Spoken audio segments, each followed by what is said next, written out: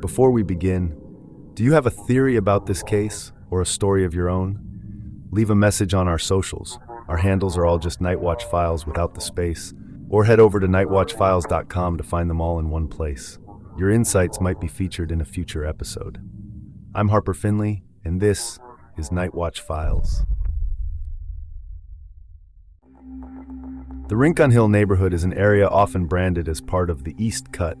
It represents a specific archetype of modern urbanism. High-density, luxury vertical living interspersed with corporate offices, located in the northeast section of San Francisco, close to the Bay Bridge. At 2:30 a.m. on a Tuesday, this district is characterized by a distinct acoustic and visual desolation. Unlike the Mission District or North Beach, which may retain pedestrian activity late into the night, Rincon Hill effectively shuts down. The streets are wide, lined with manicured foliage and the glass facades of towers like the Portside and the Infinity. At approximately 2:34 a.m., the San Francisco Department of Emergency Management received a cellular call. The caller was Bob Lee, Silicon Valley tech executive known as the creator and co-founder of financial service Cash App. Lee's voice was recorded screaming, "Help! Someone stabbed me!" The desperation in the vocalization was noted by dispatchers. He repeated the plea, "Help me, please," multiple times. Lee communicated the operator that he was bleeding out. This statement indicates a high level of cognitive awareness regarding the severity of his injuries, a common phenomenon in the initial stages of hemorrhagic shock before cerebral hypoperfusion sets in. A critical failure point occurred immediately. "He is not giving a 20, the dispatcher noted to responding units, 20 being police code for a specific location. This could be attributed to rapid loss of blood pressure, likely inducing disorientation, making it difficult for Lee to read street signs or orient himself relative to landmarks. The block consists of similar-looking high-rise facades, lacking distinct identifiable markers at night from the sidewalk level. In the absence of a verbal address, the 911 system relied on Phase 2 wireless location data, which uses GPS triangulation. The dispatcher relayed that this was a cell phone site location, directing officers to the approximate GPS coordinates rather than a verified street address. This technological fallback worked, but it introduced a variable margin of error that required responding officers to scan the area actively. While communicating with 911, surveillance footage captured Lee's physical struggle to be seen. He was observed walking up Main Street, clutching his side. Lee eventually collapsed near the entrance of the Portside condominium complex, dropping his phone. He drifted in and out of consciousness, his body effectively shutting down to preserve vital organ function. Officers from the SFPD Southern Station arrived at the scene at approximately 2:39 a.m., roughly 5 to 6 minutes after the call was placed. The response time, while objectively fast, is an eternity in the context of a cardiac tamponade or massive hemorrhage. The scene was marked by a trail of blood present on both sidewalks of the 400 block of Main Street, indicating Lee's desperate movement post-injury. At this stage, Bob Lee was admitted to the hospital system as a John Doe. Although his wallet and phone were recovered at the scene, the priority in the ambulance was perfusion, not identification. The chain of custody for his personal effects was initiated, but the link between the patient and the identity was not yet formally established in the medical record. Lee arrived at the SFGH Emergency and Urgent Care Department at approximately 3 a.m. in critical condition. Despite the successful stapling of the heart and the aggressive resuscitation efforts, Lee's physiological deficit was too great. The period of lack of oxygen to the brain and heart had likely been too long, or the volume of blood loss too catastrophic. After nearly 4 hours of surgical effort, Robert Lee was pronounced dead at 6:49 a.m. on April 4, 2023. What followed was a singular high-velocity event in the modern history of San Francisco, a period where a private tragedy became a projection of the city's collective anxiety, masking a secret that lay much closer to home.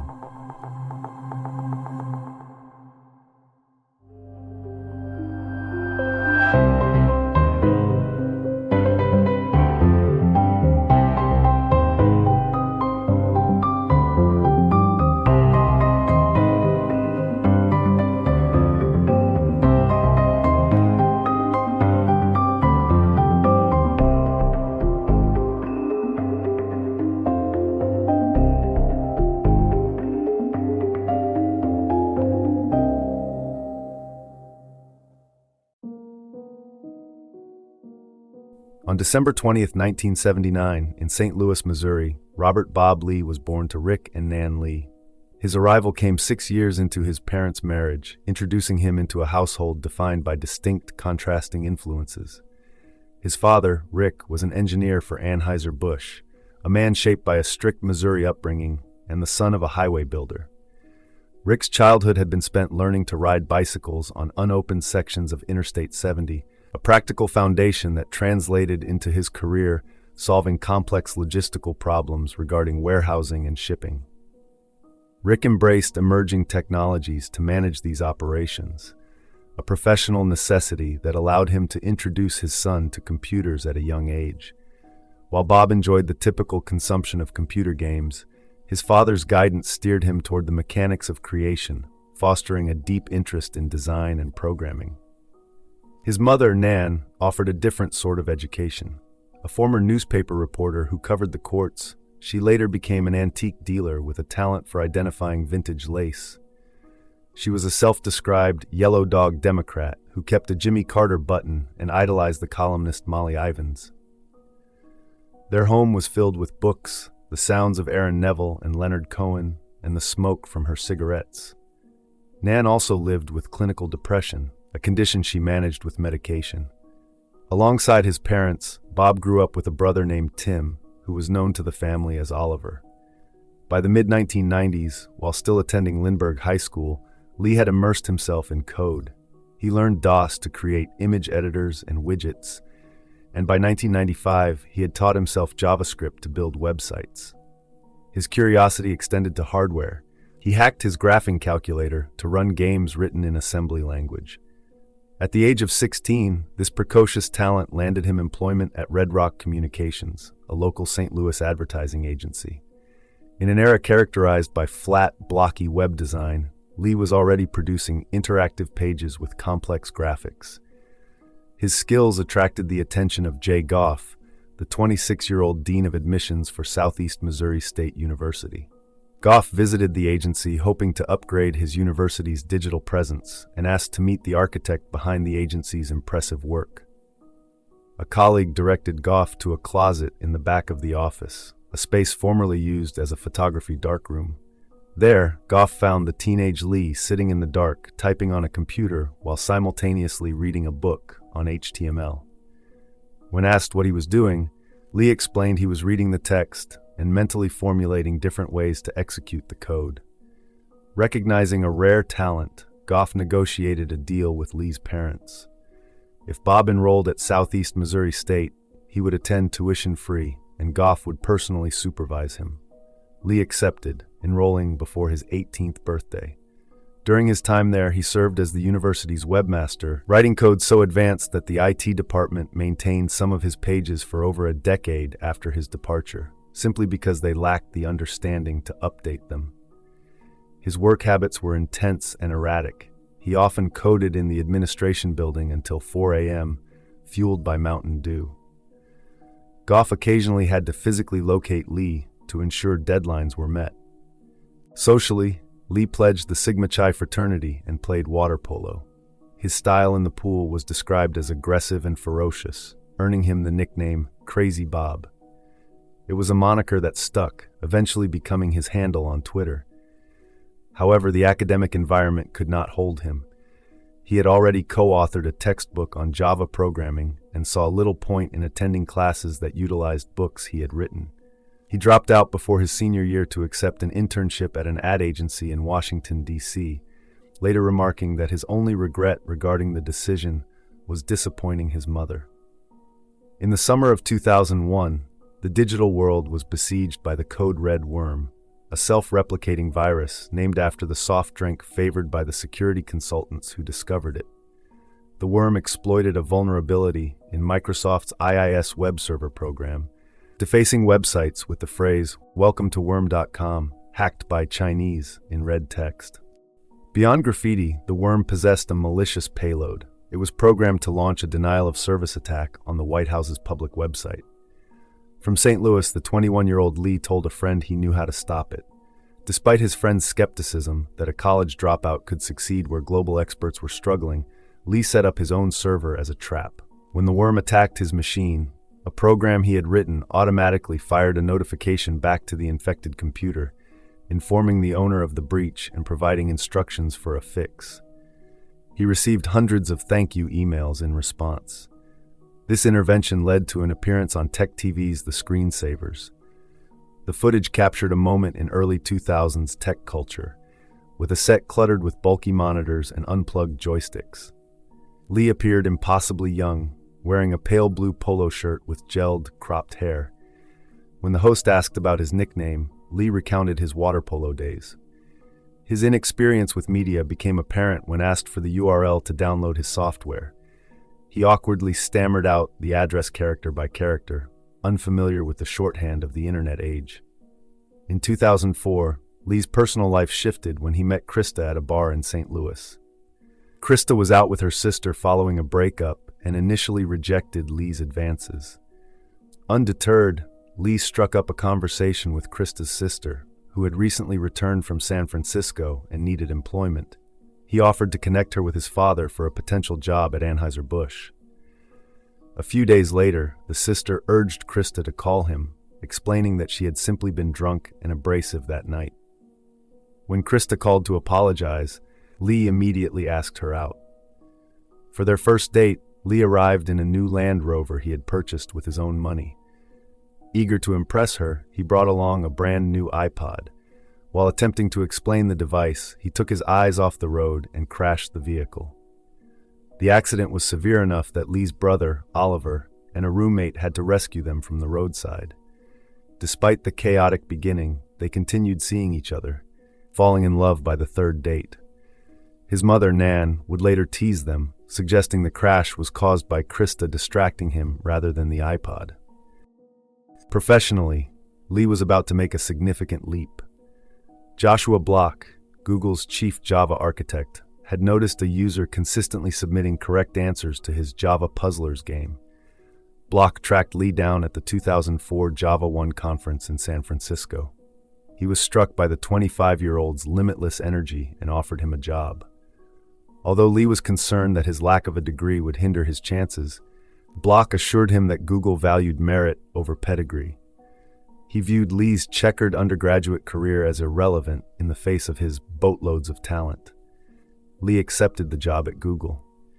He and Krista initially agreed to separate, wishing each other luck as he moved to the Bay Area.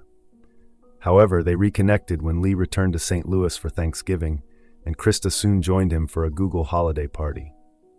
She subsequently took a job at a dental laboratory in Santa Maria, California. While living 250 miles away from Lee, she discovered she was pregnant. Terrified, she called Lee, who was partying in Las Vegas. His reaction was one of unbridled excitement. He drove to Santa Maria, convinced her that their union was fate, and brought her to San Francisco. They settled into a shoebox-sized apartment at the corner of 24th Street and Grandview Terrace, situated between Twin Peaks and Noe Valley. The space was cramped, with one bathroom and no dishwasher. Shortly after she moved in, they registered as domestic partners. A year after their child was born, Lee proposed on a weekday he had taken off work, presenting a ring from a cardboard box and asking if they could get married since they already had a child.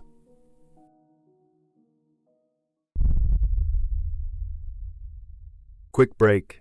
Ads keep the show running, but if you want to skip them, the ad-free version's on Patreon for just $3 a month. Links in the show notes. And we're back. Thanks for sticking through that. Let's get back to it.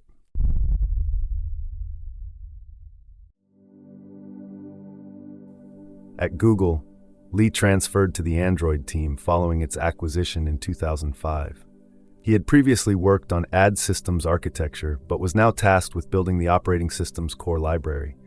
His role required balancing code simplicity with developer utility. He worked in Building 44 alongside Block and Jesse Wilson, describing the team as a company in a company. The environment was a culture shock.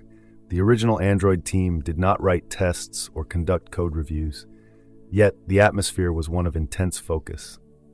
Block described their mood with a song lyric about working like you were living in the early days of a better nation, driven by the belief that they were democratizing information.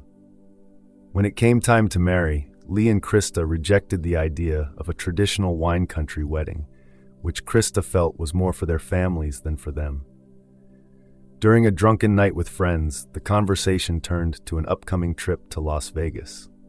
Upon hearing that the Star Trek attraction at the Las Vegas Hilton hosted weddings, Krista suggested they elope. Lee, a devotee of the franchise who had once talked his way backstage to meet George Takei, agreed immediately. They were married at Star Trek The Experience, with Krista wearing a silver Dolce & Gabbana dress rather than a white gown. They walked down the aisle, saluted by actors dressed as Federation officers, a memory they remained proud of for years. Lee's tenure at Google was marked by significant side projects. He collaborated with Kevin Barillion to create Juice, spelled as G-U-I-C-E, a play on the G for Google, a dependency injection framework that allowed for modular coding and testing. Released as open source in 2007, it won them a prestigious industry award in 2008. Another invention, Twubble, was conceived in the back of a Toyota Camry. Realizing Twitter lacked a discovery mechanism, Lee wrote an app to scan friend lists and recommend new accounts. This caught the eye of Twitter co-founder Jack Dorsey, a fellow St. Louis native. Dorsey attempted to hire Lee over lunch, but Lee declined, telling the pre-billionaire that he could not afford him. In 2009, Lee participated in a swim from Alcatraz to the shore. Although nominally a fundraiser for the American Liver Foundation, Lee simply wanted to make the swim. On the morning of the event, facing 50-degree air and freezing water, he realized he had forgotten his wetsuit. Borrowing Vaseline from college swimmers for insulation, he jumped in wearing only a Speedo, relying on his water polo strength to complete the crossing. His mother live tweeted her reaction, threatening to kill Crazy Bob for the stunt. By 2009, restless and frustrated with Bay Area housing costs, Lee moved his family back to St. Louis. They purchased a large home for $500,000, which Krista dubbed a mini Playboy mansion. Lee intended to work remotely, but his manager, Dan Bornstein, denied the request due to Lee's history of prioritizing passion projects over assigned work. Lee subsequently resigned. Back in St. Louis, Jack Dorsey and Jim McKelvey visited Lee to pitch a new invention, a credit card reader that plugged into a mobile phone. Lee was compelled by the device's potential to help small business owners like his mother, who had long struggled with predatory processors. In a single night, Lee wrote the code necessary to make the reader function on Android phones. He presented this work as his resume, securing a job immediately. Although hired as a lead Java programmer, Lee negotiated his way into the role of Chief Technology Officer. To fulfill these duties, he moved his family back to San Francisco, selling his St. Louis home to his old mentor, Jay Goff. They settled in the outer Richmond neighborhood near the ocean. His brother Oliver moved in with them, working as a manager at the Four Seasons in Palo Alto while serving as the family's live-in nanny. As CTO of Square, Lee became technology agnostic, managing hardware and financial systems.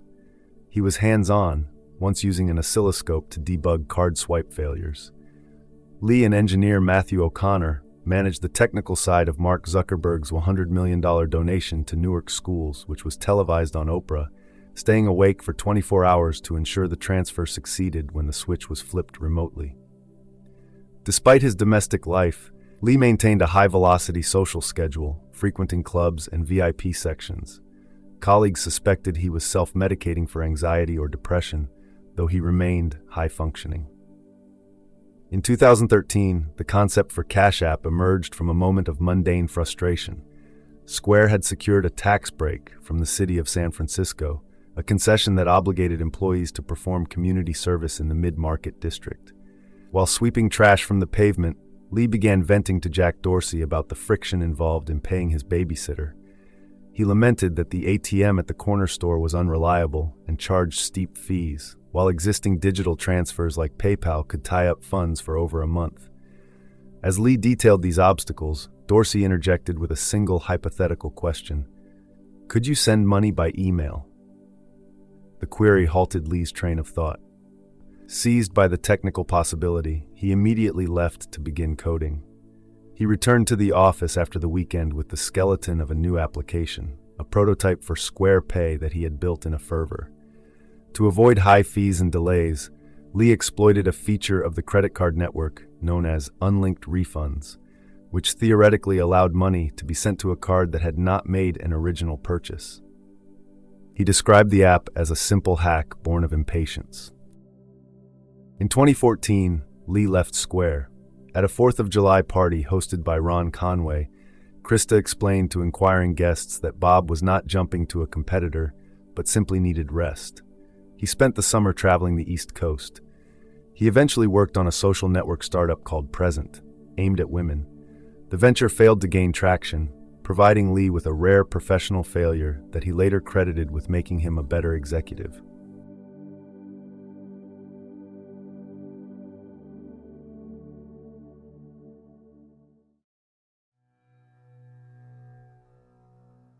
By 2015, the rhythm of Bob and Krista Lee's marriage had begun to falter. The decisive moment arrived one night after the couple returned from Vessel, a nightclub they frequented. They had just learned that close friends were ending their relationship, a revelation that cast a harsh light on their own struggles. Lying in bed that night, the silence was broken by a candid exchange about their future. Bob confessed a singular fear. He never wanted a day to come when she hated him. Krista offered reassurance, but admitted that the domestic expectations of their life left her feeling stifled. She acknowledged she was not suited to the role of a doting housewife. Bob agreed, telling her he did not want that life for her either. To preserve the love and friendship that remained, they made the decision to end their romantic partnership before bitterness could take root. Shortly after the separation, Lee attended Burning Man for the first time. He spent 2 weeks on the playa, an experience that marked a significant shift in his personality. Krista, who found her time alone in the family home fantastic, continued to support him by bringing supplies to his new apartment in San Francisco. She observed that he returned from the desert appearing to be a whole new enlightened person. The festival became a cornerstone of his social calendar. He bonded with Bill Pugh, a former Google colleague, over the event, often hiking or lounging by the pool at Joshua Bloch's house to meticulously plan their camps for the coming year. By 2016, Lee's lifestyle had intensified. Having left his demanding role at Square in 2014, his open schedule allowed for increased partying. On a Tuesday morning that year, while their children were away at camp, Krista woke to find several missed calls from Bob placed around 5 a.m. When she returned the call, he asked if she had the breakfast of champions, a coded question. Krista confirmed she had a few things on hand. Before heading to her morning gym session, she gathered the requested items: bottles of champagne, vodka, orange juice, and drugs. Arriving at his apartment around 6 a.m., she was greeted by the heavy scent of a party that had stretched through the night. Inside, she found Bob hosting what she termed a motley crew, a group that included comedian Dave Chappelle and musician John Mayer. Far from being offended, Krista found the surreal gathering hilarious, dropping off the supplies and leaving them to their mourning. During this period, Lee became a fixture at the Battery, a private social club in Jackson Square. The venue, known for its exclusivity and eclectic decor ranging from taxidermy to diving helmets, it operated as a hybrid domain where high-stakes networking often devolved into late-night revelry. It was here around 2017 that Hazar Tina Momeni stated she first met Bob Lee. Lee's circle expanded to include new associates. He met tech entrepreneur Borzu Bo Mohazabi through Bo's brother. Mohazabi, who regarded Lee as a legendary figure in the open-source community, also admitted to briefly hanging out with Hazar Momeni during this time frame. Another significant addition was Jeremy Boyven. Lee met Boyven in 2019 after a night out, and the two quickly became close. Boyven, whom Hazar would later describe as a drug dealer, was integrated into Lee's family life, attending Thanksgiving dinners. Boyven described Lee as a solid man he would trust with his life. In 2018, following the finalization of his divorce and Krista's move to the North Bay, Lee purchased a unique home in Mill Valley for approximately $2.2 million. The house sat atop a hill, shrouded in dense redwoods that blocked out the daylight, earning it the nickname the Treehouse or the Vortex from Krista. Lee lived there as a bachelor with his father Rick. Friends like Matthew O'Connor saw the move as an attempt at reform, a place where Lee hoped to settle down and curb his drug use. However, in April 2019, tragedy struck when Lee's mother, Nan, died of cancer. Her death had a profound psychological impact on him. His only regret in life had been disappointing her by dropping out of college, and her loss seemed to fundamentally change him. Sarah Drakely, a future colleague, observed that the grief led him to embrace humanity more fully. When the COVID-19 pandemic arrived in March 2020, Lee threw himself into a project to build a contact tracing app for the World Health Organization. Although the project failed to launch, it reconnected him with the ethos of using technology for social good. During this same year, the logistical remnants of his marriage were finally settled. Due to a delay in paperwork, finances were still commingled when Krista accidentally purchased a Porsche 911 using their joint account. Bob laughed off the error, telling her to keep the car as a divorce present. Simultaneously, he stood by his friend Jeremy Boyven, who was arrested on charges of sexual assault and drug possession that were later dismissed.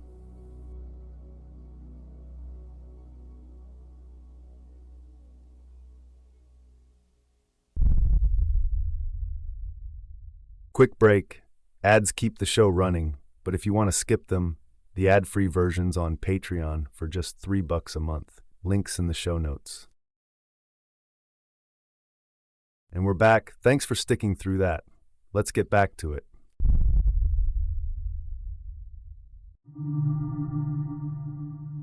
Lee's career trajectory shifted toward the cryptocurrency sector following the Series B funding of MobileCoin, where he initially served as an advisor to the company's CTO, Sarah Drakely. Envisioning the platform as a potential global version of Cash App, Lee's enthusiasm led him to formally join the company as Chief Product Officer. He adopted a comprehensive mini-CEO role that ranged from recruiting designers to high-level management advising, yet he never abandoned his technical roots. On several occasions, Lee personally intervened to resolve technical issues the team had deemed impossible, diving into the code overnight and returning the next day with a solution. His tenure, however, was marked by both personal and financial turbulence. During his debut at the company's first corporate conference in December 2021, a nervous Lee attempted to open with a joke about being freshly minted, not mined, which failed to resonate with the audience. In addition to that, the company faced a major crisis in April 2021, when the value of its currency spiked from roughly $6 to nearly $70 before crashing. While initially suspected to be a pump-and-dump scheme, it was later revealed that a trader on the FTX exchange had manipulated the price to exploit a software flaw, borrowing Bitcoin against the inflated MobileCoin value and causing a loss of over $1 billion that Sam Bankman-Fried's Alameda Research secretly covered. In 2022, Lee's time in the Mill Valley treehouse ended abruptly. An unsolicited offer came from a fan of the home's architect, sparking rumors between Lee and Krista that the buyer might be Lady Gaga. Lee sold the property for $4.43 million, nearly doubling his investment. Unsure of his next move, he eventually settled on Miami, purchasing a waterfront condo. He lived there with his father and a roommate, DJ Dangerous Rose. While his father described a relaxed life of mimosas and oysters, and Lee messaged friends claiming his mind was clear, others viewed him as a functional addict attempting to start over. Lee maintained a digital nomad existence, traveling frequently while working remotely. In March 2023, he returned to San Francisco for a visit, checking into the One Hotel. On Wednesday, March 29th, he texted Hazar Momeni to announce his arrival, but declined her invitation to visit, opting for a quiet night. On Friday, March 31st, he attended a high school musical with Krista and their children, followed by a dinner where he jokingly plotted a presidential run for his ex-wife using ChatGPT. Later that night, Lee headed to a white party at the Regency Ballroom. Despite the dress code, he wore black from head to toe. Throughout the night and into the early morning of April 1st, Hazar sent him repeated texts, including the single word, "mine," sent twice. Lee ignored these messages for hours, finally replying around 4 a.m. to say he was with a friend. Shortly after 5 a.m., Lee arrived at Hazar's condo on the 41st floor of the Millennium Tower. There he met her brother, Nima Momeni. Accounts of the meeting diverge. Hazar described a tense scene where Bob was aggressive and under the influence of cocaine and ketamine. She claimed Nima questioned Bob about what drugs she had been given by Jeremy Boyven. Nima, on the other hand, recalled a friendly interaction where the two men hit it off discussing music festivals. As the gathering broke up around 7 a.m., Nima was observed kneeling on the floor to help Bob, who was struggling to put on his shoes. Bob returned to a party at Twitter headquarters, while Nima went home to sleep.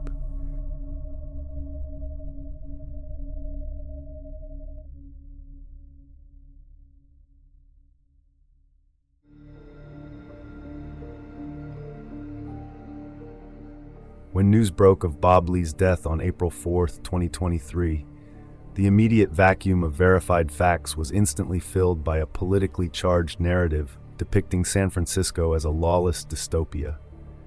Jake Shields, a former MMA fighter and friend of Lee, ignited the firestorm on Twitter by declaring that Lee had been killed in a good part of town in what he labeled a random mugging/attack, explicitly adding, "Fuck San Francisco."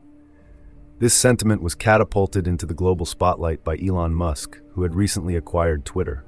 Musk replied directly to Shields within hours, asserting without evidence that violent crime in SF is horrific, and claiming that attackers are often released immediately. He specifically tagged District Attorney Brooke Jenkins, publicly questioning her office's commitment to incarcerating violent offenders, and effectively blaming the city's progressive leadership for the tragedy. This high-profile interaction established the global tone for the coverage that followed, giving license to the tech elite to frame the murder as a symptom of urban decay. The hosts of the popular All In podcast, Jason Calacanis, David Friedberg, Chamath Palihapitiya, and David Sachs, amplified this doom loop narrative, comparing the city to a chaotic Gotham City. David Sachs was particularly vocal, stating he would bet dollars to dimes that the killing was the act of a psychotic homeless person or a mentally ill transient, explicitly drawing parallels to the random murder of Brianna Kupfer in Los Angeles. As the theory of a random homeless attack gained traction among the doom loop crowd, online speculation splintered into more complex conspiracies. A since-deleted post on the r/conspiracy subreddit claimed inside knowledge that the murder was a professional hit designed to silence Lee regarding a money laundering scheme on Cash App involving an SEC investigation. Others posited that Lee was targeted by the federal government to clear the way for the FedNow payment system, or that his death was an assassination tied to his work with the World Health Organization on the COVID-19 tracking app.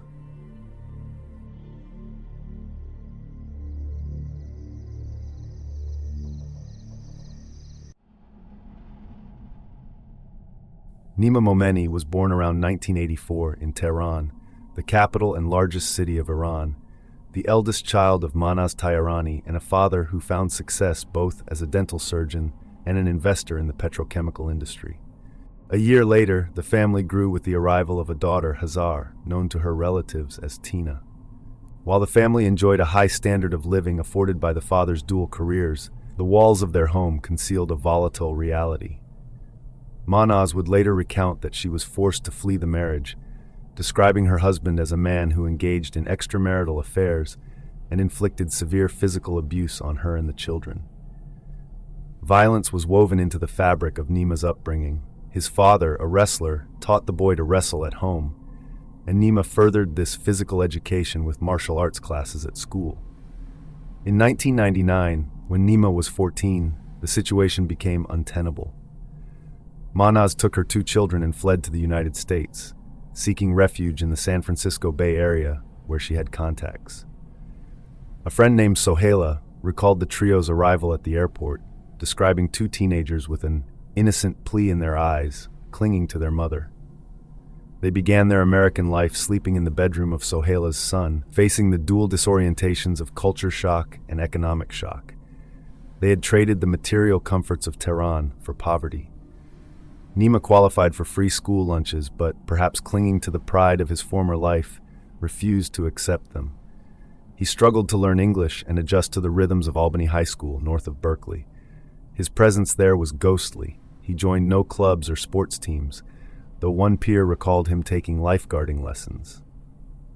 His yearbook photo captured a young man who looked on edge, wearing an expression that was neither a scowl nor a smile.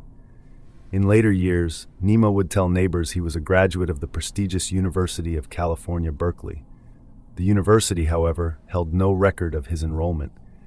His actual post-secondary education took place at Laney Community College in Oakland and Vista College, a for-profit school in Texas that eventually closed its doors.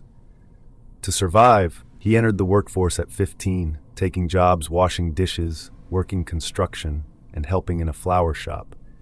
As he entered adulthood, Nima assumed the mantle of provider and protector.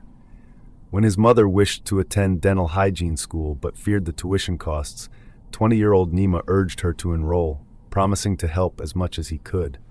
This protective instinct extended fiercely to Hazar. Following a breakup, he invited her to live with him, solidifying a bond described by observers as being like best friends. They were survivors who had escaped the chaos of their childhood together. Yet, a capacity for violence simmered beneath the surface.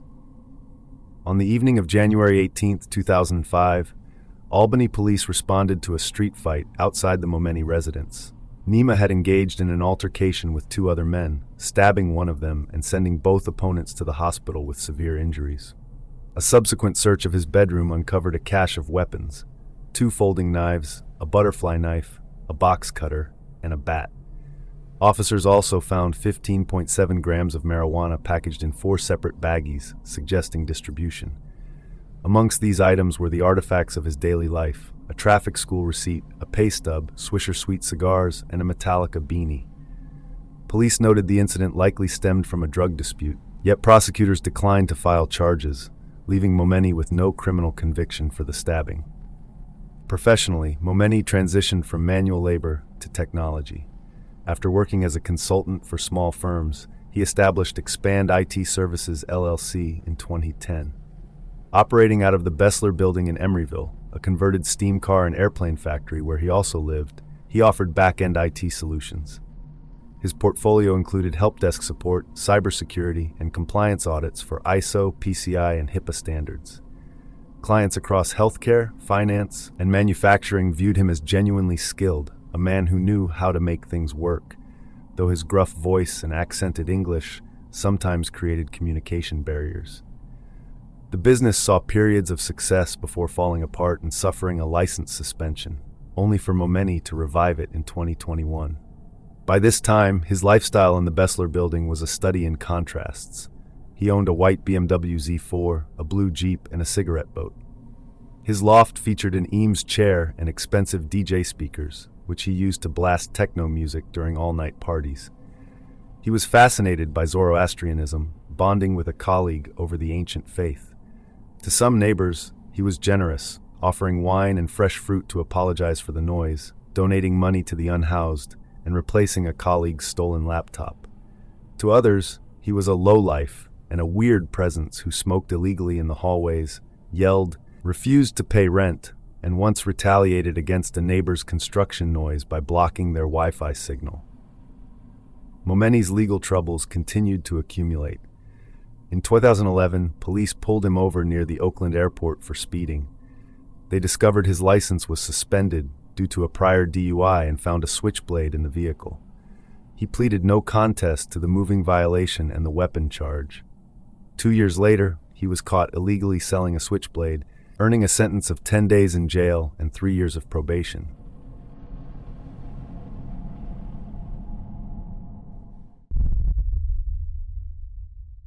Quick break. Ads keep the show running, but if you want to skip them, the ad-free version's on Patreon for just $3 a month. Links in the show notes. And we're back. Thanks for sticking through that. Let's get back to it.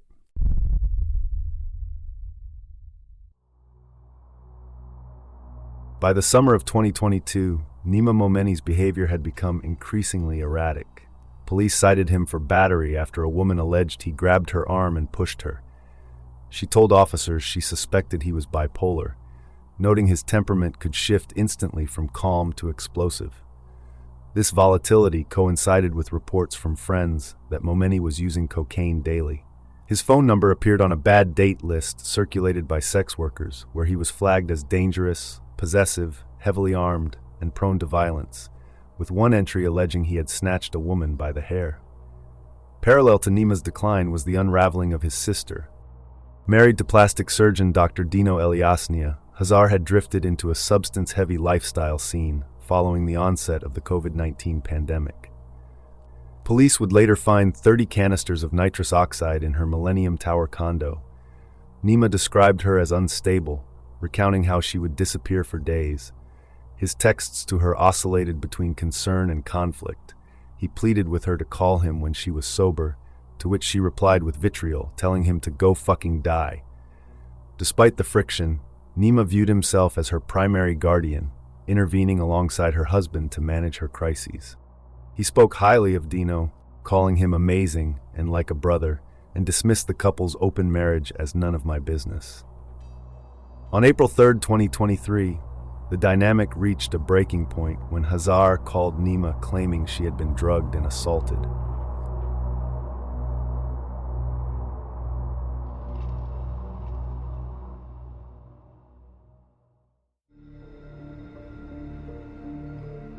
On the morning of Monday, April 3rd, the atmosphere at the Millennium Tower was already volatile.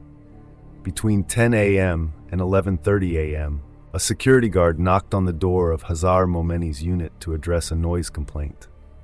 Bob Lee answered the door. Reports indicate he reeked of alcohol. In an attempt to resolve the intrusion and smooth over the disturbance, Lee offered the guard $60 to ignore the issue. By late afternoon, the location shifted to Jeremy Boyven's apartment on Mission Street. Bob Lee had invited his friend Bo Mohazabi to the residence. Upon Mohazabi's arrival at the 38th floor unit, he found Lee sequestered in a back room, occupied with a conference call. This left Mohazabi in the main living area to socialize with Hazar Momeni and Boyven. The environment was heavy with intoxication. A bowl of white powder, believed to be cocaine, sat openly on Boyven's table, and Hazar was inhaling nitrous oxide from a red canister. As the workday concluded and Lee finished his call, the mood in the apartment deteriorated. Boyven pulled Lee aside for a terse private conversation, requesting that the men leave the premises. Boyven cited Mohazabi's behavior as the cause, claiming that Mohazabi had been staring and smirking at Hazar, making her uncomfortable. The departure was abrupt and acrimonious. Moments after exiting the unit, Lee sent a hostile text message to Hazar, demanding she get into his Uber or else never speak to me again. Hazar refused the ultimatum and immediately blocked his number. As Lee and Mohazabi descended in the elevator, the timeline of the evening splintered. In the lobby, the men crossed paths with Aranza Villegas, who was arriving to visit Hazar. While Lee and Mohazabi left the building, Villegas ascended to the apartment to join Hazar and Boyven. The gathering upstairs took a predatory turn. Boyven provided the women with juice mixed with GHB. Hazar consumed this mixture alongside multiple shots of alcohol and continued use of nitrous oxide until she lost consciousness. She would later allege that upon waking, she was wearing a different swimsuit than the one she had arrived in, leading her to realize she had been sexually assaulted by Boyven. While these events unfolded on Mission Street, Lee and Mohazabi attempted to reset their evening at the bar of the One Hotel. Lee ordered a tequila but sent it back, and the pair eventually retreated to Lee's hotel room to pivot toward business, reviewing a plan on an iPad. Back at Boyven's apartment, Hazar regained enough consciousness to recognize she was in danger. She sent her location to her husband, Dr. Dino Eliasnia, and her brother. The two men arrived at the building to extract her. Surveillance footage captured the group, Boyven, Villegas, and Hazar, descending to the lobby to meet them. During the extraction, the group separated. Dino took possession of Hazar's car, while Nima drove Hazar back to the Millennium Tower in his BMW. During this transit, Hazar confided in her brother, revealing that Boyven had drugged and assaulted her. The tension from this revelation surfaced later that evening. While Lee and Mohazabi were still in the hotel room, Nima Momeni called Lee. Lee placed the phone on speaker, allowing Mohazabi to hear Nima's aggressive interrogation. Nima demanded to know what had occurred at Boyvin's apartment, asking pointed questions about inappropriate behavior and specifically inquiring if the girls had gotten naked. Lee deflected the confrontation, laughing it off. As the night progressed, Lee and Mohazabi moved to the Battery. Security footage from the private club captured Lee using cocaine while holding a small object. The night concluded when they left the Battery and proceeded to Mohazabi's apartment. With Mohazabi's fiancée already asleep, the two men switched to drinking water and club soda. They ended their evening by booking flights to Miami, scheduled for the following morning. Shortly after midnight on April 4th, Lee left Mohazabi's apartment. The plan was for him to return to his hotel to sleep before their early flight. However, Lee diverted back to the Millennium Tower to visit Hazar Momini's residence on the 41st floor. He lingered in the apartment for over an hour with Hazar and Nima. The atmosphere was fueled by substances. Nima would later recount drinking beer and using cocaine, while Hazar described Lee as aggressive and all over the place. Around 2 a.m., Hazar asked the men to leave. Lee and Nima exited the building together. Security footage showed them stepping out of the elevator, with Lee still holding a beer while Nima held the door, guiding him toward the valet area. They entered Nima's white BMW Z4 and drove out into the San Francisco night. For nearly 30 minutes, the car navigated the city streets as the two men purportedly debated their next destination. At approximately 2:30 a.m., the quiet of the 400 block of Main Street was broken.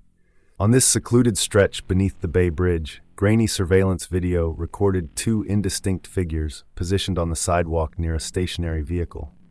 The dynamic suggested a standoff. For several minutes, the forms maintained their distance until one suddenly closed the gap, lunging at the other. The physical struggle was over quickly. The aggressor pulled away from the victim, pausing briefly by a fence to dispose of an item before returning to the vehicle and accelerating into the darkness. Minutes later, Bob Lee emerged into the light of the street lamps, staggering and alone. He spotted a Toyota Camry with its hazard lights flashing. Lee lifted his shirt to reveal his wounds to the driver, but the vehicle drove away without stopping. Moments later, Lee collapsed near the Portside apartment building and managed to dial 911. By the time Officer Joseph Rinaldi arrived, Lee was unconscious and pulseless. Emergency responders transported him to San Francisco General Hospital, where surgeons performed a thoracotomy, cracking his chest to manually massage and staple his heart, but the damage was catastrophic. While emergency teams descended on Main Street, Nima Momeni was elsewhere in his vehicle, placing a phone call to Hazar. He warned her not to let Lee back into the building, claiming Lee had been acting erratic and stating that the night hadn't gone as planned. He followed up with a text urging her to call him. By sunrise, Bob Lee was pronounced dead shortly before 7 a.m. At the crime scene on Main Street, daylight revealed the evidence of the violence. Police secured the area, and CSI teams arrived to map the blood trails and collect the evidence. Meanwhile, at 7:30 a.m., Bo Mohazabi arrived at San Francisco International Airport for his scheduled flight to Miami. He waited for Bob Lee, but Lee never arrived.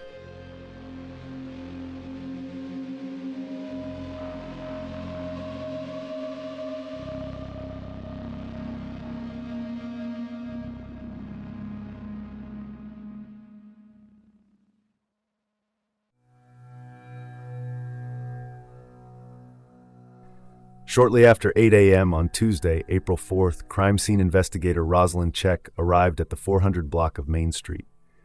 The area, already cordoned off by police, presented a grim geography of the previous night's violence. Her team began the meticulous process of mapping the scene, photographing blood spatters on the sidewalk and the smears left on the Portside apartment building where Bob Lee had collapsed. Check cataloged the debris scattered across the street, initially unsure which items were street litter and which were evidence. The inventory included a vape pen, a pop socket phone accessory, a small plastic baggie, and a wrapper for a Reason candy. More significantly, she collected 2 iPhones found at the scene. Guided by officers, she then moved to the adjacent Caltrans parking lot. There, lying on the ground behind a fence, was a kitchen knife. It was a Joseph brand paring knife with a 3.5-inch blade. Following the processing of the crime scene, Check proceeded to the one hotel to examine the room where Bob Lee had been staying. The environment inside offered a snapshot of the hours preceding the murder. Check cataloged a significant volume of empty alcohol containers, including 2 small bottles of Hangar 1 vodka, a small bottle of Don Julio tequila, several beer cans, and an open bottle of white wine. Alongside the alcohol, she discovered evidence of narcotics. White powder residue, appearing to be cocaine, coated the side table, with additional drugs located in the bathroom. That evening, at approximately 10:30 p.m., 20 hours after the stabbing, Nima Momeni sent a text message to his sister. He wrote that she had taken them to a really low point, expressing hope that she could find better goals and consider her impact on the people around her. By Wednesday, April 5th, the news of Bob Lee's death had broken. While rumors fueled by figures like Jake Shields had circulated on Twitter earlier, television broadcasts officially confirmed Lee's identity that morning. Hazar Momini learned of the death while at home when a friend arrived to break the news. Nima, upon hearing the reports, claimed he was in complete shock and heartbroken, suggesting to others that perhaps Bob had fallen into an altercation after being dropped off. Privately, however, Nima took steps to conceal his movements. He drove his white BMW Z4 from his residence at the Bessler building in Emeryville to his mother's apartment complex in Mill Valley. He backed the vehicle into her carport, effectively removing it from casual view at his own home. Quick break. Ads keep the show running, but if you want to skip them, the ad-free version's on Patreon for just $3 a month. Links in the show notes. And we're back. Thanks for sticking through that. Let's get back to it.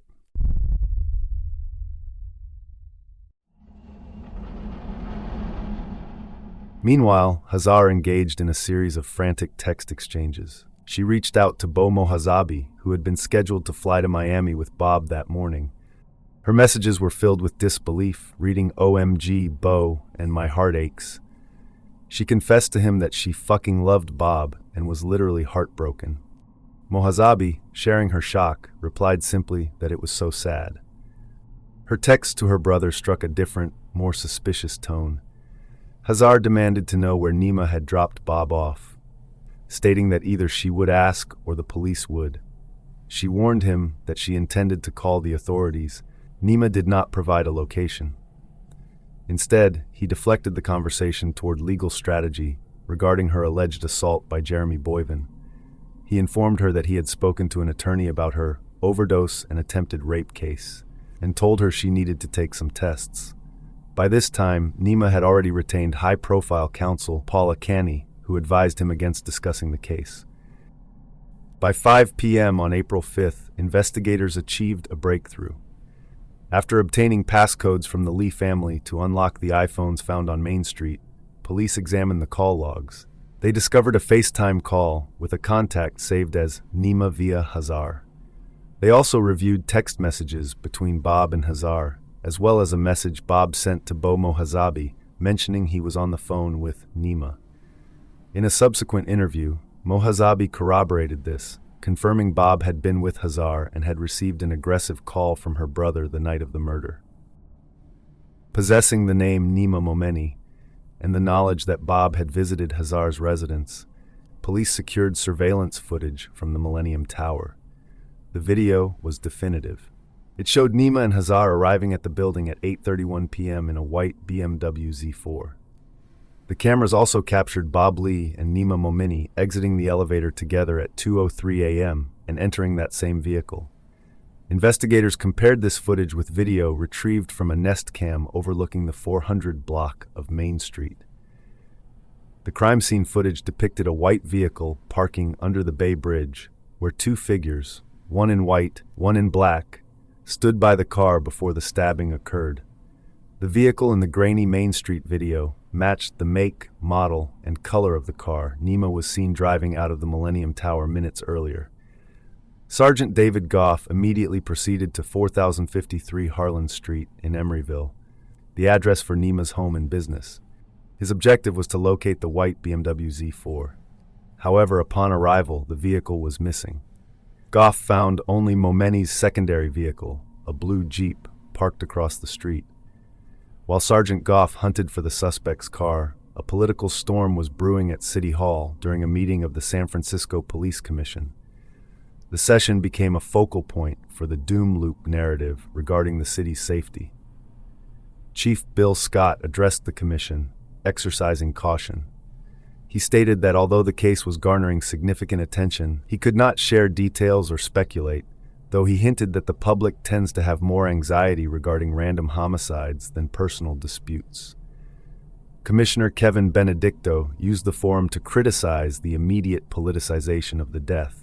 He condemned the fear-mongering and misrepresented facts circulating on social media, calling it distasteful to fit a horrifying act of violence into a preconceived political agenda. He specifically discouraged the public from relying on tweets from the CEO of Twitter, a reference to Elon Musk. These comments provoked a severe backlash.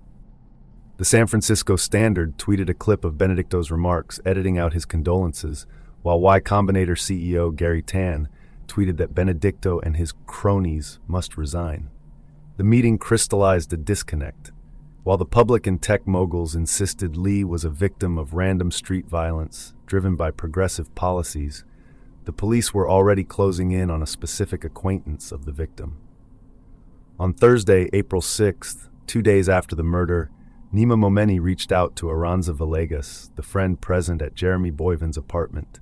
Seeking to construct a timeline or defense, he instructed her to write down details of what happened that day, including times and anything she remembered about Bob and Jeremy. He assured her he would not discuss the matter with his sister or her husband. By Friday, April 7th, the police surveillance net tightened. Sergeant Goff returned to the Bessler building in Emeryville. After failing to spot the white BMW for the third consecutive day, he placed a GPS tracker on Momeni's blue Jeep. As the investigation entered Sunday, April 9th, the investigation had shifted from digital forensics to physical surveillance. Sergeant David Goff had been monitoring Nima Momeni's movements for 3 days. That afternoon, the GPS tracker signaled that the vehicle had come to a halt in an industrial park in South San Francisco. Goff followed the signal to Luigi's Sandwich Palace, where he entered the establishment to confirm the driver's identity.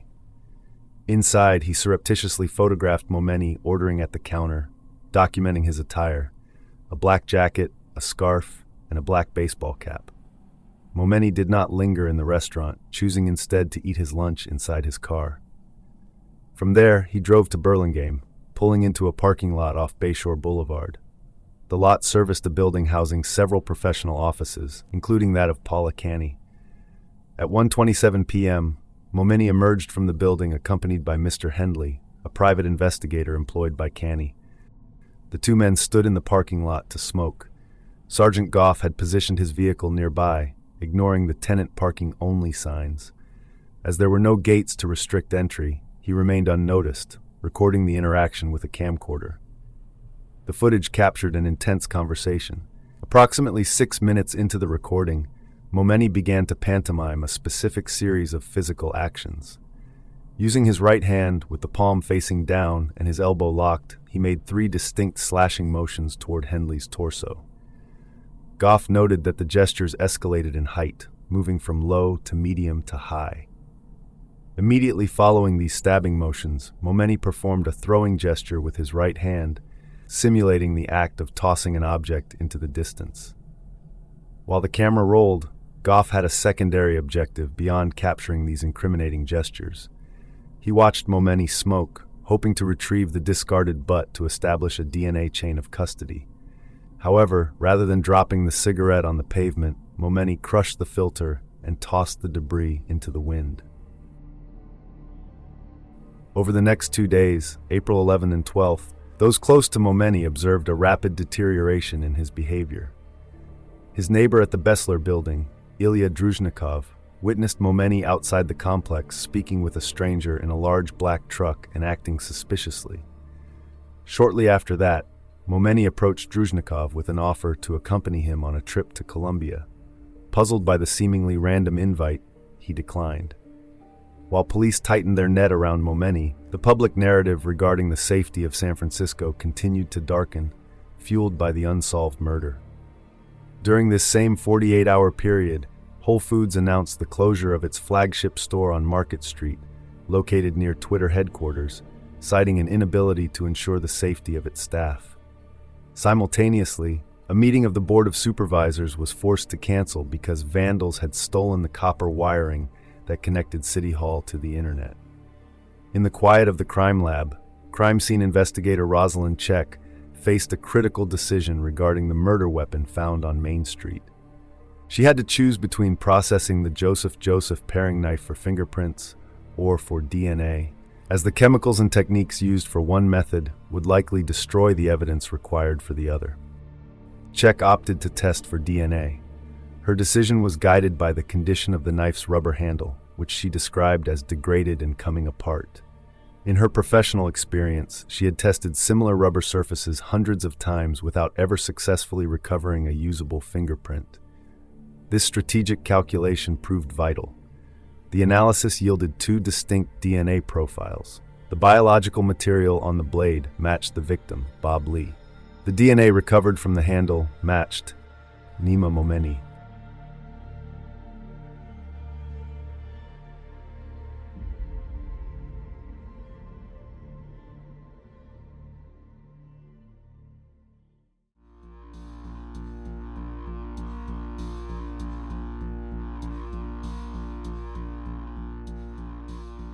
In the pre-dawn hours of Thursday, April 13th, at the Bessler building in Emeryville, Ilya Druzhnikov was awake and meditating when his concentration was broken by the flashing of red and blue lights. Through his window, he observed a fleet of police vehicles filling the parking lot, where officers were unloading tactical gear and weapons. Druzhnikov recorded on his cell phone as the team breached the building, pounding on Momeni's door and shouting his name. Nima Momeni was taken into custody without incident. Speaking to reporters later, Druzhnikov admitted that he had suspected his neighbor immediately. He described Momeni as a man of contradictions, thoughtful, helpful, and friendly, yet also weird, a heavy drinker, and a known enthusiast of weapons. At 6 a.m., 45 minutes after the handcuffs were placed on Momeni, journalist Joe Eskenazi of Mission Local published the exclusive story breaking the news. The report revealed that the suspect was a tech worker who knew the victim, a fact that dismantled the prevailing narrative pushed by Elon Musk and others that Bob Lee had been killed by a random transient in a lawless city. The story accumulated 1 million views within hours, forcing a reckoning with the political narrative. The hosts of the All In podcast, having used the murder to criticize San Francisco's leadership, prepared to pivot their stance, arguing that while they were wrong about the specific killer, their logic regarding the city's danger remained sound. By 9:19 a.m., Momeni was officially booked at the San Francisco Hall of Justice. He faced charges of murder in the first degree, with a sentencing enhancement for using a knife to commit a felony. If convicted, he faced 26 years to life in prison. Back in Emeryville, the police presence lingered for hours, creating a crisis for Ilya Druzhnikov. On April 4th, the day of the murder, Momeni had given him a cardboard box, claiming it contained drugs he wanted removed from his apartment. With the confirmation that the charge was murder, Druzhnikov panicked, fearing the box might contain the murder weapon or bloody clothing. He contacted a law firm, only to be told they required a $10,000 retainer to facilitate the surrender of the item. Suspecting the lawyers were assuming the worst, Druzhnikov decided to open the package himself. He found that Momeni had been truthful. The box contained only a vial of LSD and what Druzhnikov characterized as lousy coke. As news of the arrest spread, those in Momeni's circle reacted with shock. Aranza Villegas, apparently unaware that Momeni was in custody and separated from his phone, sent him a text expressing her sorrow, writing, "I know it was not you, sending you love and power." Meanwhile, Sam Singer, a prominent PR consultant and neighbor of Momeni, learned of the arrest when a reporter called him. He told CBS that in the public relations business, they did not normally work next to killers. The legal defense strategy began to take shape the following day, Friday, April 14th. Attorney Paula Canny appeared on a local NBC broadcast via Zoom. She was vacationing in Paris, which she described as one of the most beautiful places in the world. Canny stated she had been getting to know Momeni's mother, sister, and brother-in-law. She previewed a defense strategy asserting that there was a much greater backstory than disclosed in the government's pleadings, declaring that based on her information, the incident was simply not a murder. On Tuesday, May 2nd, the San Francisco Medical Examiner's Office released the autopsy results for Bob Lee, controversially emailing the document to the press before providing it to the legal teams. The findings detailed that Lee died from a vertical wound to the torso that penetrated his heart, alongside a slash wound above it and a puncture to his right hip. Toxicology screenings revealed Lee was not sober at the time of death. His system contained cocaine, ketamine, alcohol, and the antihistamine levocetirizine. Paula Canny, having returned from her vacation, held a press conference where she utilized these findings to attack the victim's character. She famously remarked that Bob Lee's system was like the Walgreens of recreational drugs.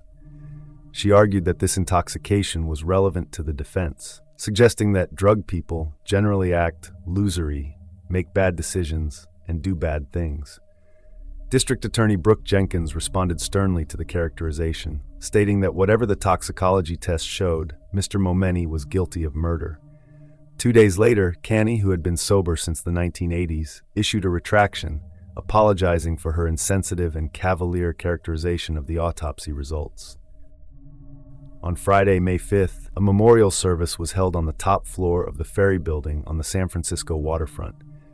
More than 500 people attended to mourn, a crowd that blended entrepreneurs, party friends, and members of the Burning Man community. Matthew O'Connor, a friend and colleague, noted the diversity of the gathering, describing standing next to someone talking about rubbing crystals together and then someone else discussing obscure databases. In the bathroom, Lee's ex-wife, Krista, found herself trading stories with his former girlfriends. One of them comforted her by saying, "You realize it was always you, right? He loved you the most."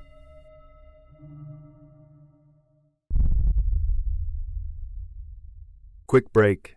Ads keep the show running, but if you want to skip them, the ad-free version's on Patreon for just $3 a month. Links in the show notes. And we're back. Thanks for sticking through that. Let's get back to it.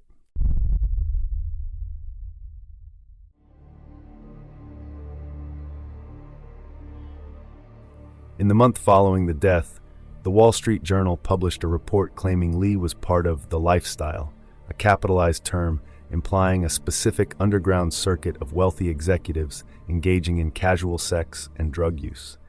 Krista Lee strongly disputed this narrative. She stated she had never heard the term used in that context and rejected the characterization of Bob as a party boy. She clarified that while she had joined the polyamory community after their separation, Bob had not participated in it. She described him as extremely faithful and not involved in a weird sex cult. Close friends like Mike Bailey and Harper Reid also pushed back, with Reid noting that while there was a lifestyle of partying in the Bay Area, it was a vibe rather than a specific group. They acknowledged his functional use of recreational drugs, but maintained he was not a monster. On Thursday, May 18th, Paula Canny formally entered a plea of not guilty on behalf of Nima Momeni. She clarified the defense's position to the press, shifting from a question of identity to one of justification. She stated this was never a case of whodunit, but rather a case about what happened, characterizing the stabbing as a combination of accident and self-defense. By July 2023, Momeni had replaced Canny with a new legal team from Florida, including Sam Zangina and Bradford Cohen, joined by local attorneys Tony Brass and Zoe Aaron. At a bail hearing on July 31st, Momeni entered the courtroom strutting with his chin up, while his mother made a heart sign with her hands from the gallery. Prosecutor Omid Talai laid out the evidence, including the video, knife, and DNA. The defense argued for a sudden heat of passion quarrel and questioned why police hadn't fingerprinted the knife. The judge denied bail. Outside court, Krista Lee expressed her disgust, noting that the multiple stab wounds proved the men were not friends and that Bob had not stabbed himself. During the pretrial phase from September to December, the prosecution added Hazar Momeni to its witness list. The defense accused Krista Lee of acting as an undeputized police officer by tracking down Hazar and telling witnesses like Jeremy Boyven to talk to the police. In an interview with Sergeant Brent Dittmer, Boyven confirmed that Krista had encouraged him to speak. He described Nima as having a tough guy demeanor, but denied Hazar's claims of sexual assault, calling the narrative ridiculous. By November 7th, Boyven had settled a lawsuit with his landlord for $50,000 and agreed to vacate the apartment where the gathering had occurred. In March 2024, the San Francisco Standard published photos of Momeni posing in his jail cell with a pile of books, including titles on Napoleon and Joseph Campbell. Defense attorney Zangana was furious at a subsequent hearing, calling the leak next-level stuff and threatening to sue, arguing the photos prejudiced the jury pool. The defense moved to change the venue, presenting a survey claiming 90% of respondents thought Momeni was guilty. Judge Eric Fleming denied the motion, noting the survey underrepresented Asian Americans, though the trial was delayed. On August 23rd, Momeni's 40th birthday, his mother Manaz Tayarani brought balloons, signs reading "Happy Birthday, my son," and a cake to court. The defense strategy was fully unveiled on September 26th during a hearing to qualify Stephen Pomato, a retired SFPD officer, as an expert witness. Pomato, whose background included 23 years with the force, time on a Navy bomb squad, and experience as a defense tactics instructor, presented a theory of redirection that inverted the prosecution's case. He testified that the evidence suggested Bob Lee was the initial aggressor holding the knife. According to Pomato's theory, when Lee drew the weapon, Momeni used self-defense training to pin Lee's arm against his body, causing the initial wound to the hip. Pomato theorized that Lee then broke free and slashed, prompting Momeni to grab Lee's arm and redirect the knife back into Lee's chest to create the fatal vertical wound. Judge Gordon asked for a demonstration, and Pomato acted out the grappling scenario with the judge herself, walking her through the motions of pinning and redirecting the knife using a pen as a prop. Prosecutor Omid Talay challenged Pomato on whether this theory was his own conclusion or a story provided by the defense. Pomato admitted that the defense had given him a brief, and they had discussed the scenario using a rubber knife to see if it was possible.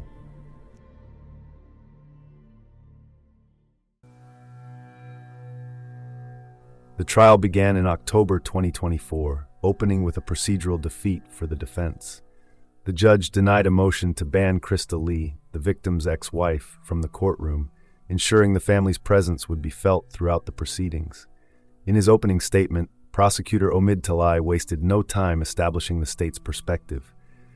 Pointing directly at the defendant, he declared to the jury that they were sitting in court with a murderer and a coward who had stabbed a man 3 times. Mid-October saw the arrival of Hazar Momeni. She entered the courtroom wearing sunglasses and a Valentino dress valued at $5,500, a visual statement of the wealth that underpinned the case. Her testimony provided a shock to the courtroom. When asked when she learned her brother had killed Bob Lee, she flatly contradicted Nima's own claim of self-defense, stating that her brother was not the one who killed Bob. She went on to detail the events of April 3rd, describing the awkward atmosphere between Bob and Bo Mohazabi.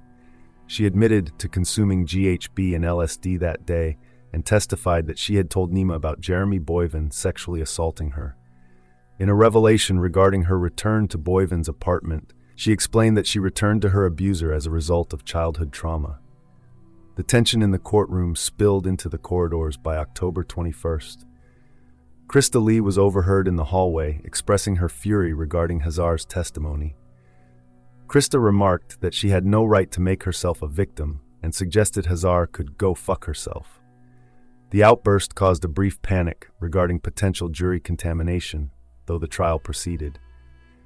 In November, the proceedings shifted to the forensic and testimonial evidence against Nima Momeni. On November 4th, Sergeant David Goff took the stand to introduce the surveillance footage from the Burlingame parking lot, recorded on April 10, 2023. The jury watched as Nima, unaware he was being filmed, made 3 distinct stabbing motions followed by a throwing gesture while speaking with a private investigator. The prosecution presented this as a clear reenactment of the murder.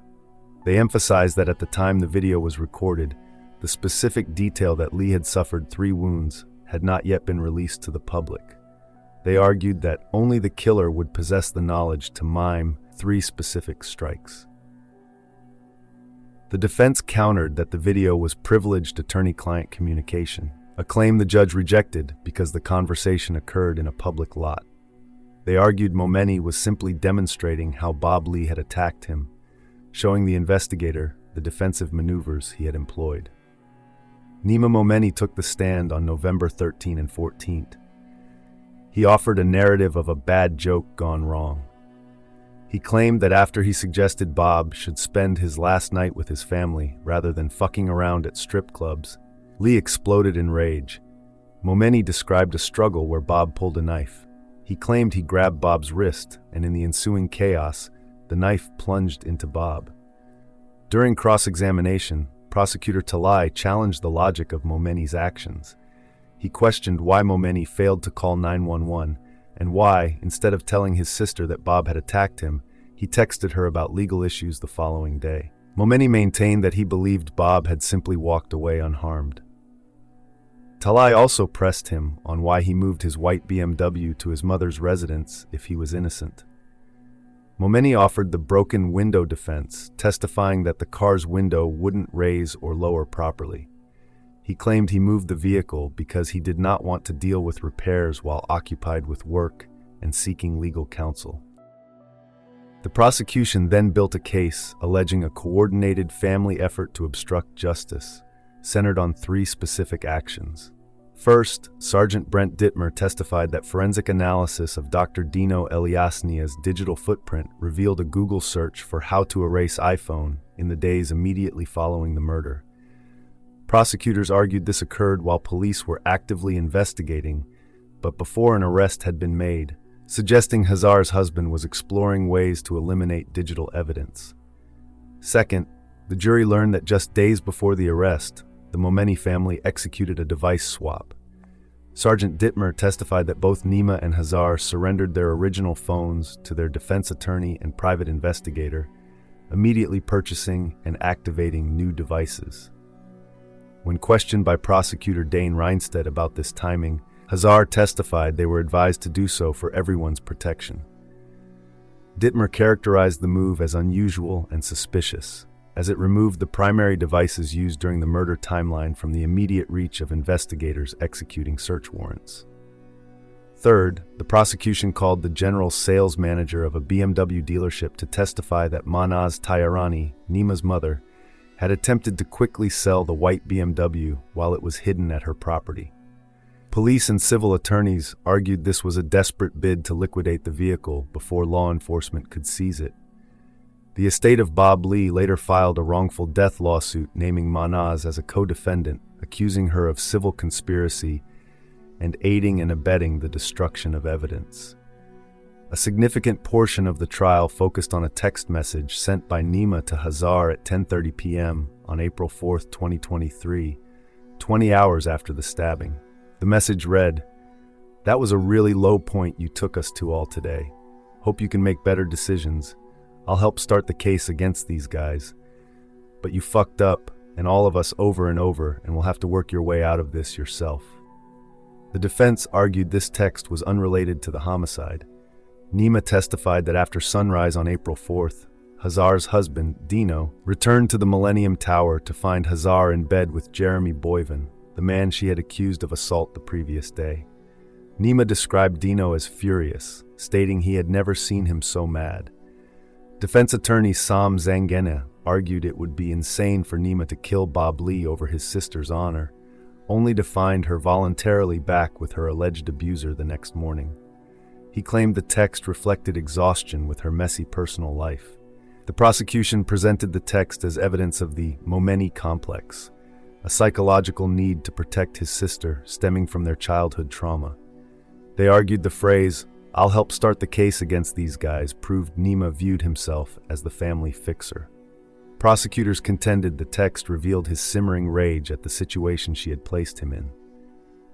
By writing, "You fucked up and all of us over," they argued Nima was expressing fury that he had committed murder to avenge her, only for her to render that sacrifice meaningless by immediately returning to the lifestyle and the people he blamed. They also suggested the text showed consciousness of guilt, as he was constructing a legal narrative before the body had even been publicly identified.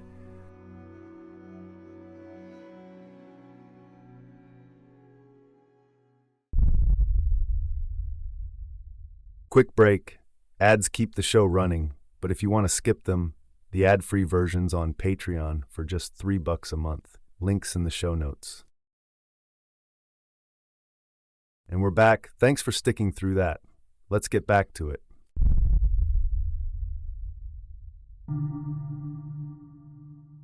Dr. Greg Hampikian was a key expert witness for the defense.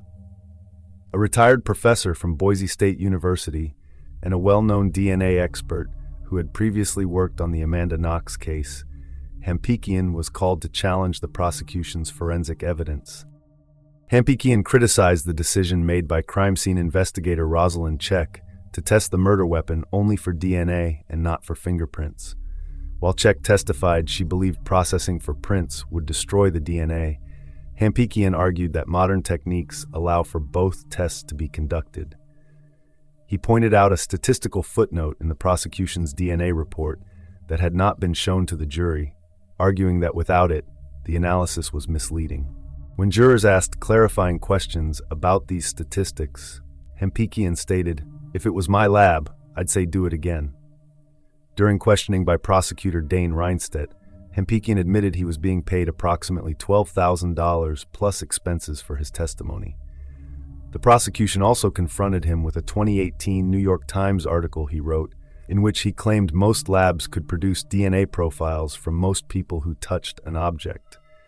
A statement that seemed to contradict his testimony, suggesting the DNA evidence on the knife handle might be inconclusive or problematic without the missing footnote. In December, the trial reached its climax with closing arguments. Defense attorney Sam Zangina staged a theatrical demonstration in an attempt to prove Bob Lee brought the weapon. He pulled a piece of cardboard from his pocket, cut to the shape of the Joseph paring knife. Comparing it to a paper clip to minimize its size, he argued Nima would never have chosen such a beat-up old knife from a drawer of better options if he intended to kill. The attorney then displayed surveillance video from the battery taken hours before the murder. He narrated a scene where Bo Mohazabi produced a baggie of powder and Bob Lee held a small object to his nose. Mimicking a basketball player flying through the air, Zangina lunged toward the screen with his cardboard cutout, shouting that the object in the video was the knife, and that it had been there the entire time. The moment caused chaos in the courtroom. A juror wearing a t-shirt reading "Hypocrites" was heard muttering, "Holy hell, it is the knife."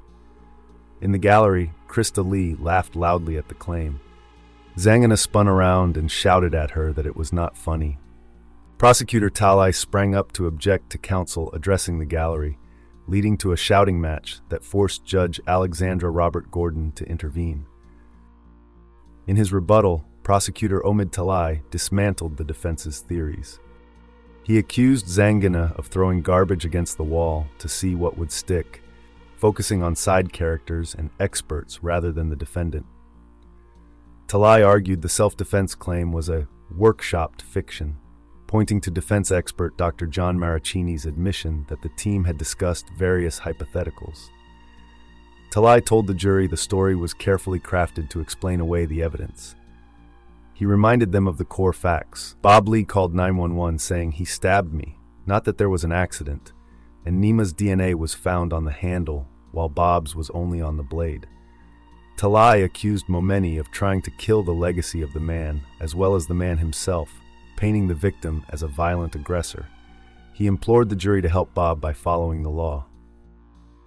Deliberations began in mid-December, and lasted approximately 7 days. The tension was palpable. On the Thursday before the verdict, the jury appeared deadlocked. Juror number 1, the man in the hypocrite's shirt, was observed sitting alone on a hallway bench, red-faced with his head in his hands, appearing to be crying or praying. The judge sent the jury home for the weekend to break the impasse. On Tuesday, December 17th, the jury returned. They rejected the self-defense claim, finding Nima Momeni guilty of murder in the second degree. The verdict indicated they believed the killing was intentional, but did not meet the legal threshold for long-term premeditation required for first-degree murder. Momeni was sketched blotting his eyes as the verdict was read, before being led away to face a sentence of 16 years to life. The Lee family presented a unified front. Bob's brother Oliver expressed relief that Bob's children would never have to walk the streets with his killer, stating they were happy Momeni no longer had the opportunity to harm anyone else. The family immediately promised to file a wrongful death civil lawsuit against the Momeni family for conspiracy. Sam Zangane vowed to appeal the conviction and dismissed the civil suit with vitriol, asking reporters, "Aren't they rich enough?"